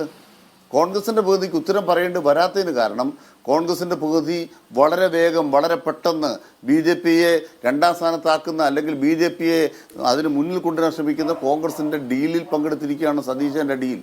ആ സതീശൻ്റെ ഡീലിനെതിരായിട്ടുള്ള പോരാട്ടമാണ് ഡോക്ടർ P. സരീൻ നടത്തുന്നത്. ആ പോരാട്ടം വിജയിക്കോടെ. ഞങ്ങളുടെ പൊളിറ്റിക്സിനെ 2 നേതാക്കന്മാർ ശരിവെച്ചു. ഒരാൾ ചെന്നിത്തല, ഒരാൾ K. മുരളീധരൻ. ഈ ഞങ്ങളുടെ പൊളിറ്റിക്സിനെ ശരിവെക്കുന്ന പോരാട്ടത്തിൽ ഇടതുപക്ഷവും കോൺഗ്രസുമായിട്ടാണ് മത്സരം. BJPയെ ഭയക്കേണ്ടതില്ല എന്ന് ഈ 2 നേതാക്കന്മാർ പറഞ്ഞത് കോൺഗ്രസുകാർ അംഗീകരിക്കുന്നില്ലെന്ന് പറഞ്ഞാൽ ഡീൽ അപ്പുറയാണ്. BJP മുന്നോട്ട് പോയിട്ടില്ലെന്ന സതീശൻ്റെ ഡീല് എവിടുന്ന് കിട്ടി സതീശന് വിവരം? ഇപ്പം എന്നോട് അങ്ങേ ക്വസ്റ്റ്യൻ ചെയ്തല്ലോ. BJP 3-ാം സ്ഥാനത്താണെന്ന് ഞാൻ പറഞ്ഞപ്പോൾ ഇലക്ഷൻ കഴിഞ്ഞില്ല എന്ന് പറഞ്ഞല്ലോ. സതീശൻ എവിടുന്ന് കിട്ടി വിവരം BJP 3-ാം സ്ഥാനത്തേക്ക് പോയിട്ടില്ല എന്ന്? അല്ല, അത് പോയിട്ടില്ല എന്ന് അറിയാൻ സ്റ്റാറ്റിസ്റ്റിക്സ് മതി. കഴിഞ്ഞ 3 തെരഞ്ഞെടുപ്പായിട്ട് അവർ 2-ാം സ്ഥാനത്താണെങ്കിൽ അവർ ഈ കുറിയും 2-ാം സ്ഥാനത്ത് അവരുടെ വോട്ടുകൾ ഒരു 10,000 വോട്ട് അങ്ങ് ചോർന്നു പോയാൽ, 10,000 വോട്ട് അങ്ങ് ചോർന്നു പോയാൽ നമുക്ക് ഈ പറയുന്ന ഒരു ന്യായം പറയാം. അങ്ങനെ ചോർന്നിട്ടില്ല. അവർ ഗ്രാജുവലി വോട്ട് വർദ്ധിപ്പിച്ചുകൊണ്ടിരിക്കുന്ന ഒരു പാർട്ടിയാണ് പാലക്കാട്ട്. നിങ്ങളുടെ വോട്ട് കുറയുകയും ചെയ്യുകയാണ് അവിടെ. അവിടെയാണ് നിങ്ങൾ തിരിച്ചറിയേണ്ട കാര്യം. ഞങ്ങളുടെ പ്രവർത്തന ഫലമായി ഞങ്ങൾ 1-ാം സ്ഥാനത്തേക്ക് വന്നു എന്ന് ബോധ്യപ്പെടാവുന്ന രാഷ്ട്രീയം അവിടെയുണ്ട്. ആ രാഷ്ട്രീയം എന്ന് പറയുന്ന പാലക്കാട്ടെ മാറിയ രാഷ്ട്രീയമാണ്. ഒന്ന്, ഈ ശ്രീധരനെ പോലെ വിദ്യാഭ്യാസത്തിൻ്റെ കാര്യത്തിൽ മികവാർന്ന സ്ഥാനാർത്ഥി ഡോക്ടർ P. സരീനാണ്. അതാണ് പാലക്കാട്ട് ഒന്നാമത്തെ ഗുണം. പാലക്കാട്ടുകാർ വിദ്യാഭ്യാസമുള്ളവർ വോട്ട് ചെയ്യും. അതുകൊണ്ട് പാലക്കാട്ടുകാർ ഡോക്ടർ P. സരീന് വ്യക്തിപരമായി വോട്ട് ചെയ്യുന്നുണ്ട്. 2, ഇടതുപക്ഷത്തിൻ്റെ വോട്ടും മതനിരപേക്ഷമായി ചിന്തിക്കുന്ന മനുഷ്യരുടെ വോട്ടും 2 വർഗീയ ശക്തികൾക്കുമെതിരായി, SDPIയും ജമാഅത്തെ ഇസ്ലാമിയും RSS ഉൾപ്പെടെയുള്ള വർഗീയ ശക്തികൾക്കുമെതിരായി മതനിരപേക്ഷമായി മനുഷ്യൻ ചെയ്യുന്ന വോട്ട് ഞങ്ങൾക്കുള്ള വോട്ടാണ്. ആ വോട്ട് കൂട്ടിയാൽ ഞങ്ങൾ ജയിക്കും. നിങ്ങളുടെ പഴയ കണക്കെല്ലാം തൂക്കും. അതുകൊണ്ട് നിങ്ങളുടെ എല്ലാ രാഷ്ട്രീയ വ്യാകരണങ്ങളെയും മാറ്റിമറിക്കുന്ന ഒരു പുതിയ ഫലം പാലക്കാട്ടെന്ന് വരും. ആ പുതിയ ഫലത്തിൻ്റെ കരുത്തിലാണ് ഞങ്ങൾ നിൽക്കുന്നതെന്ന് ഞങ്ങൾ പറയുമ്പോൾ ഇപ്പോഴും കോൺഗ്രസ്സുകാർ ഉത്തരം പറയാത്ത ചോദ്യം എന്താണ്? ഇന്ന് സന്ദീപ് വാര്യർ അദ്ദേഹത്തിൻ്റെ സ്ഥലം RSSന്റെ കാര്യാലയത്തിന് വിട്ടുകൊടുക്കുമെന്ന് പറഞ്ഞ അദ്ദേഹത്തിൻ്റെ പ്രസ്താവനയോട് കോൺഗ്രസ് പ്രതിനിധിയുടെ പ്രതികരണം എന്തെന്ന് ഈ ചർച്ചയിൽ എന്ന് പറയുമോ? അത് അദ്ദേഹത്തിന്റെ സ്ഥലം വിട്ടുകൊടുക്കുന്നല്ലോ, അദ്ദേഹത്തിന്റെ അമ്മയുടെ സ്ഥലം, അമ്മയുടെ സ്ഥലം വിട്ടുകൊടുക്കുന്നല്ലേ? സന്ദീപ് വാര്യരുടെ സ്ഥലം വിട്ടുകൊടുക്കുന്നല്ല അദ്ദേഹം പറഞ്ഞത്. അദ്ദേഹത്തിന്റെ അമ്മ മരിക്കുന്നതിന് മുമ്പ് അമ്മയുടെ സ്ഥലം വിട്ടുകൊടുക്കുന്നു പറഞ്ഞു. മരണശേഷം അത് നിർവഹിക്കും എന്ന് പറയുന്നു. അമ്മയ്ക്കിപ്പോൾ സ്ഥലമില്ല. അല്ലല്ല, തെറ്റാണത്. അമ്മയ്ക്ക് അവിടെ സ്ഥലമില്ല. ഇപ്പോൾ മുഴുവൻ സ്ഥലവും സന്ദീപ് വാര്യരുടെ പേരില്ല. ആ സ്ഥലത്തിൽ ഒരു പങ്ക് കൊടുക്കാവുന്ന അമ്മ ഒരു വാക്ക് പറഞ്ഞു എന്നാണ് വാദം. അമ്മ വിൽപ്പത്രം എഴുതിയിട്ടില്ല. വിൽപ്പത്രത്തിൽ RSSന് സ്ഥലമില്ല. സന്ദീപ് വാര്യർ ആധാരം ചെയ്ത് കൊടുക്കണം. ശരി, ഇതാണ് യാഥാർത്ഥ്യം. ആധാരം ചെയ്ത് കൊടുക്കണം. എന്തിന് ആധാരം ചെയ്ത് കൊടുക്കണം? രാജു പി നായർ, 2 ചോദ്യത്തിന് അങ്ങയിൽ നിന്ന് മറുപടി വേണ്ടതുണ്ട്. ഒന്ന് പറയുന്നത് BJP 3ാം സ്ഥാനത്തേക്ക് പോയി, അതിന് അവരുടെ ഇടയിലെ പടലപ്പിണക്കങ്ങൾ ഒരു കാരണമാകാം. ഡോക്ടർ സരിൻ നടത്തിയിട്ടുള്ള പ്രചാരണപരമായ മുന്നേറ്റം ഒരു കാരണമാകാം. പക്ഷെ അത് നിങ്ങൾ അംഗീകരിക്കുന്നില്ല. നിങ്ങൾക്കിപ്പോഴും BJP ആണ് ശക്തമായ പൊസിഷനിൽ 2ാം സ്ഥാനത്ത് നിൽക്കുന്നതെന്ന് എന്ത് കണക്കിൻ്റെ അടിസ്ഥാനത്തിലാണ് നിങ്ങൾ പറയുന്നതെന്നാണ് ഒരു ചോദ്യം. രണ്ടാമത്തെ ചോദ്യം, സന്ദീപ് വാര്യർ അദ്ദേഹത്തിൻ്റെ സെക്യുലർ ക്രെഡൻഷ്യൽ ഇനിയും തെളിയിക്കേണ്ടതുണ്ട്. അദ്ദേഹം ഇപ്പോഴും ഒരു ഡ്യൂബിയസ് ആയിട്ടുള്ള ഒരു പാസ്റ്റ് പേർന്ന ആളാണ് എന്നാണ് അനിൽകുമാറിൻ്റെ മറ്റൊരു ചോദ്യം. ഞാൻ ഈ അനിൽകുമാർ പറഞ്ഞ വാദങ്ങൾ മുഴുവൻ കേട്ടില്ല, തുടർച്ചയായിട്ട് ഫോൺ കട്ടായി പോവുമായിരുന്നു. അതുകൊണ്ട് മുഴുവനായിട്ട് എനിക്ക് മറുപടി പറയാൻ പറ്റില്ല. ഒന്ന് ഞാൻ അതുകൊണ്ട് അനിൽകുമാറിനായിട്ടുള്ള മറുപടിയായിട്ട് പറയില്ല, അങ്ങ് പറഞ്ഞതിനുള്ള മറുപടിയായിട്ട് ഞാൻ പറയാം. ഒന്ന്, പാലക്കാട് BJPയുടെ അവസ്ഥ എന്താണ്? കഴിഞ്ഞ 2 തെരഞ്ഞെടുപ്പുകളിൽ BJP അവിടെ നടത്തിയ ഏറ്റവും വലിയ മുന്നേറ്റം ഉണ്ടായിരുന്നു. 2ാം സ്ഥാനത്ത് വരുന്ന ഒരു മുന്നേറ്റം ഉണ്ടായിരുന്നു. അതുകൊണ്ട് തന്നെ കോൺഗ്രസിനെ സംബന്ധിച്ചോളം കേരളത്തിൽ പാലക്കാട് എന്ന് പറയുന്നത് BJPയെ പരാജയപ്പെടുത്തേണ്ട 1ാം നമ്പർ സ്ഥലമാണ്. BJP കേരളത്തിൽ ചുവടുറപ്പിക്കാൻ ശ്രമിക്കുമ്പോൾ പാലക്കാട് BJP പരാജയപ്പെടേണ്ടത് മതേതര കേരളത്തിൻ്റെ നിലനിൽപ്പിന് ഏറ്റവും വലിയ ആവശ്യമാണ്. അതുണ്ടാവണമെന്ന് ഞങ്ങൾ ആഗ്രഹിക്കുന്നു. അതുകൊണ്ട് തന്നെ BJPയുടെ രാഷ്ട്രീയ സ്ഥിതി കഴിഞ്ഞ 2 തെരഞ്ഞെടുപ്പുകളെ മനസ്സിലാക്കിക്കൊണ്ട് ആ നിലയ്ക്കാണ് ഞങ്ങൾ BJPയൊക്കെയുള്ള പോരാട്ടം നടക്കുന്നത്. BJPക്കെതിരായിട്ടുള്ള പോരാട്ടം എന്ന് പറയുന്നത് ഒരു രാഷ്ട്രീയ കക്ഷിയോടുള്ള പോരാട്ടമല്ല, വർഗീയതക്കെതിരായിട്ടുള്ള പോരാട്ടമാണ്. ആ വർഗീയതക്കെതിരായിട്ടുള്ള പോരാട്ടമാകുമ്പോൾ CPMനെ BJPയിൽ നിന്ന് അടർത്തി നിർത്തി കാണാൻ സാധിക്കില്ല. ഇവിടെ സൂചിപ്പിക്കുകയുണ്ടായി BJPയുമായിട്ടുള്ള ബന്ധം. എത്രയോ നാളുകളായിട്ട് BJPയുടെ ബന്ധം പേര് നടക്കുന്ന ആളാണ് പിണറായി വിജയൻ. 1977 തെരഞ്ഞെടുപ്പ് മുതൽ ഇങ്ങോട്ടേക്ക് BJPയുടെ ബന്ധം. ഇവിടെ ഇപ്പോൾ 2004 UPAക്ക് പിന്തുണ തന്നു പറഞ്ഞല്ലോ, 2008 ആ പിന്തുണ പിൻവലിച്ചു, BJPയുടെ ഒപ്പം വോട്ട് ചെയ്യുന്നുള്ളത് നിൽക്കട്ടെ. ഇത്രമാത്രം എങ്ങനെയാണ് കാപട്യം അദ്ദേഹത്തിന് പറയാൻ സാധിക്കുന്നത് എനിക്ക് മനസ്സിലാവുന്നില്ല. 89 BJPയോടൊപ്പം ചേർന്നതാണ്.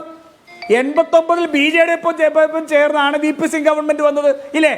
എന്തേ അന്ന് ഈ പറയുന്ന മതേതരവാദം ഉണ്ടായിരുന്നില്ലേ? ജനസംഖ്യയോടൊപ്പം ഇവർ ചേർന്നതല്ലേ?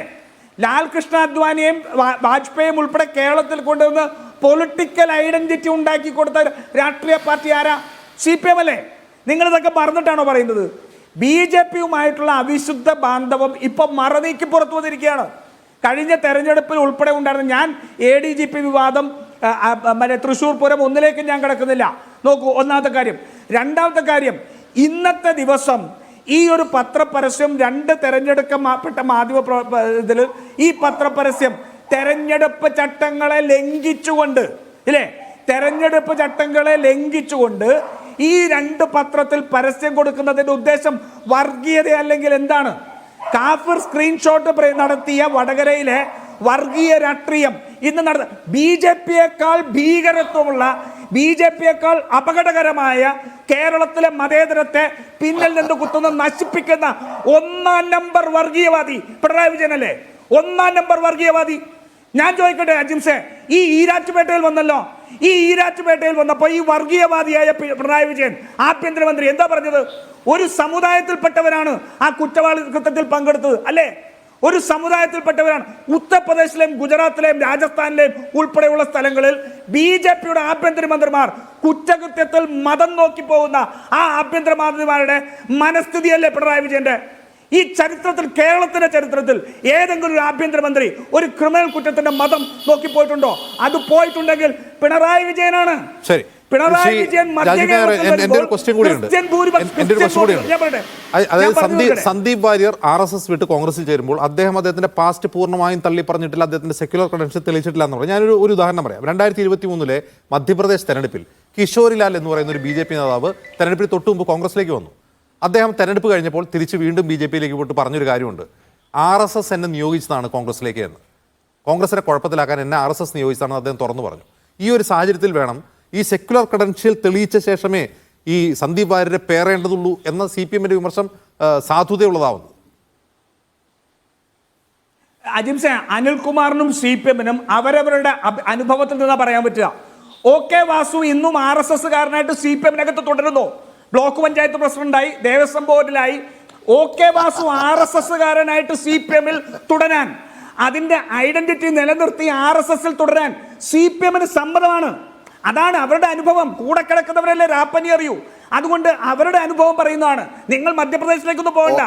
ഇവർ പറയുന്നതിന്റെ വ്യംഗം ഞാൻ പറയട്ടെ, OK വാസു കമ്മ്യൂണിസ്റ്റുകാരെ കൊല്ലാൻ ശ്രമിച്ചു. OK വാസു കമ്മ്യൂണിസ്റ്റുകാരെ കൊല്ലാൻ നടന്നവനല്ലേ? OK വാസു കമ്മ്യൂണിസ്റ്റുകാരെ കൊല്ലാൻ നിങ്ങൾ മിണ്ടായിരിക്കും. ഞാൻ ഇടപെട്ടില്ലല്ലോ. അനിൽകുമാർ, ഞാൻ ഇടപെട്ടില്ലല്ലോ. നോക്കൂ, OK വാസു കമ്മ്യൂണിസ്റ്റുകാരെ കൊല്ലാൻ നടന്നവനാണ്. അപ്പൊ പ്രശ്നം സ്വന്തം സഖാക്കളുടെ നെഞ്ചത്ത് കത്തി ഉയർത്താൻ നടക്കുന്ന RSS-കാരനെ അംഗീകരിക്കാൻ CPM-ന് യാതൊരു മടിയില്ല. സന്ദീപ് വാര്യർ ക്രിസ്റ്റൽ ക്ലിയർ ആണ്.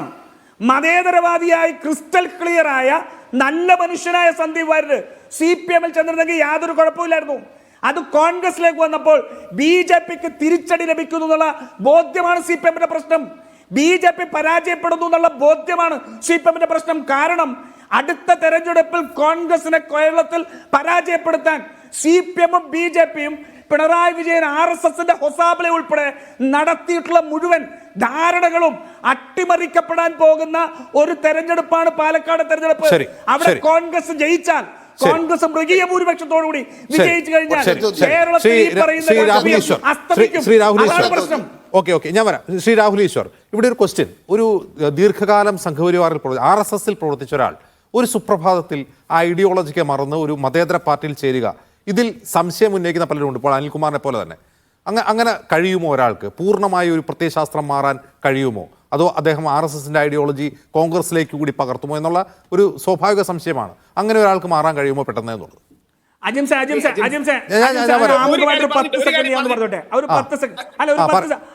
ആ ചോദ്യത്തെ ഉറപ്പിക്കാൻ വേണ്ടി EM ശങ്കരൻ നമ്പൂതിരിപ്പാട് കോൺഗ്രസ് ആയിരുന്നില്ലേ?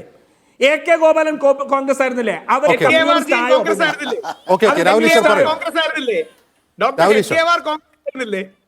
മറുപടി പറഞ്ഞോട്ടെ. EM ശങ്കരൻ നമ്പൂതിരിപ്പാട് കോൺഗ്രസ് സോഷ്യലിസ്റ്റ് ആയിരുന്നത് പോലെ RSS-ന്റെ സ്ഥാപകൻ ഡോക്ടർ ഹെഡ്ഗേവാർജി ഗാന്ധിയിൽ ഇഷ്ടപ്പെട്ട് ഗാന്ധിയുടെ കോൾ കേട്ട് 1 വർഷത്തോളം ജയിലിൽ കിടന്ന ഒരു കോൺഗ്രസ്സുകാരൻ തന്നെയായിരുന്നു. കോൺഗ്രസ് എന്ന് പറഞ്ഞാൽ ഇന്ത്യയുടെ എല്ലാവരും ഒരുമിക്കുന്ന ഒരു മൂവ്മെന്റ് ആയിരുന്നു ഈ കോൺഗ്രസ് എന്ന് പറയുന്നത്. അപ്പം ഇതിന്റെ പ്രശ്നം എന്ന് പറഞ്ഞാലേ, ഞാൻ പലപ്പോഴും വിചാരിക്കാം, ഈ RSS ഇല്ലായിരുന്നെങ്കിൽ അനിൽകുമാർജിയും നമ്മുടെ രാജീവ് P. നായർ സാറും എന്ത് പറയുമായിരുന്നു എന്നുള്ളതാണ്. ഫുൾ RSS സെൻട്രിക് ആണ് പൊളിറ്റിക്സ് എന്നുള്ള ഒരു അർത്ഥവുമില്ല. ഇനി ഞാൻ കൂടെ ഇടപെട്ടോണ്ടൊരു കാര്യം പറയാം. ആ എലിഫന്റിന്റെ വിഷയം, രാജ്യം ഭരിക്കുകയാണ്. RSS രാഷ്ട്രപതി, RSS-കാരൻ രാഷ്ട്രപതിയും പ്രധാനമന്ത്രിയൊക്കെ രാജ്യത്തിരുന്നാണ് നമ്മൾ RSS-നെ പറ്റി പറയുന്നത്. അത് ചെറിയ കാര്യമല്ല.